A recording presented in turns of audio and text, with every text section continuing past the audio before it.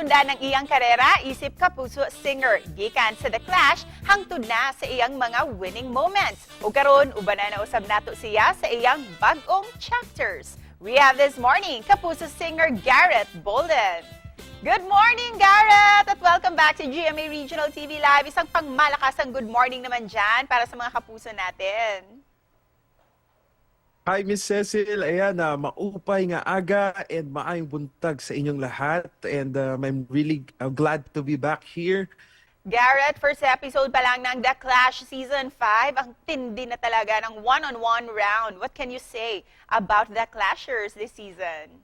I'm really excited because they all look very different. They all sound, so far, the first batch nito nga nakaraan, we're all sounding different, and I'm really excited kasi it's like a new breed of singers na makikilala ng mga kapuso. Ano yung nararamdaman mo sa tuwing ikaw ang nag-host ng The Clash online? Lalo-lalo na isa kang clasher before.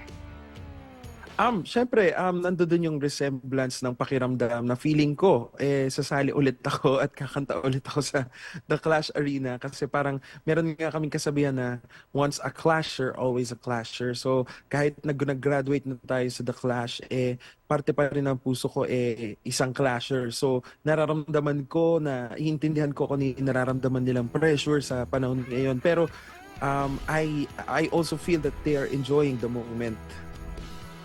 Isang dating clasher at ngayon ay isa na talaga sa mga award-winning Kapuso singer. How did The Clash change you, Garrett? The Clash is a big part of my my life, my career, kumbaga my journey as a singer. Kasi The Clash really opened a lot of doors.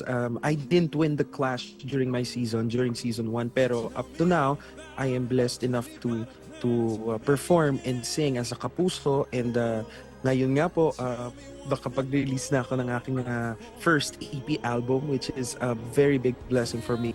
And speaking of your growing career, we heard na may bago na naman kaming ida-download sa mga music playlist namin. Can you share this to us, Garrett?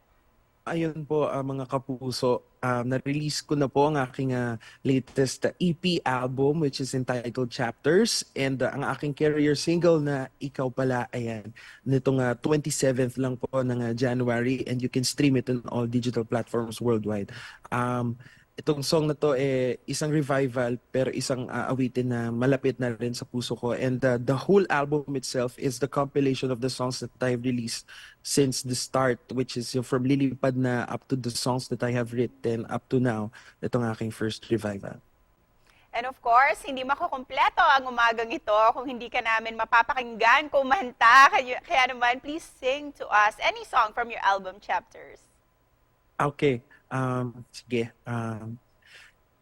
Ikaw pala ang hanap ko, ang nais ko, ang hinihintay ng puso ko. Tunay na kung siya ang kapalaran mo, darating sa buhay mo.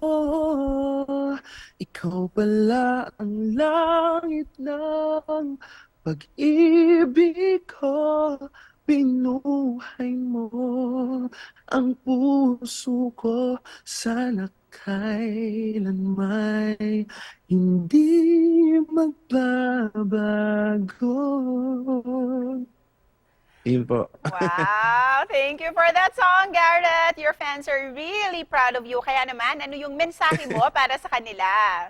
Sana magkita-kita po tayo ulit, and I'm really thankful. Salamat po sa palaging pagsuporta sa Kapuso, and sana po abangan nyo pa rin po ang mga susunod ko pang ilalabas sa mga awitin. And also, ayan po, sa ngayon po, pwede nyo pong i-download at i-stream ang aking latest EP album entitled Chapters. Kasama na rin po dyan ang aking latest single na Ikaw Pala. Ayan, under GMA Music, pwede nyo po yan mapakinggan at marinig. And also, mga kapuso, sana po panoodin nyo po ang Bad Romeo, dahil po isa sa mga kanta ko dito sa album na to, ang original theme song, original soundtrack ng teleseryeng ito.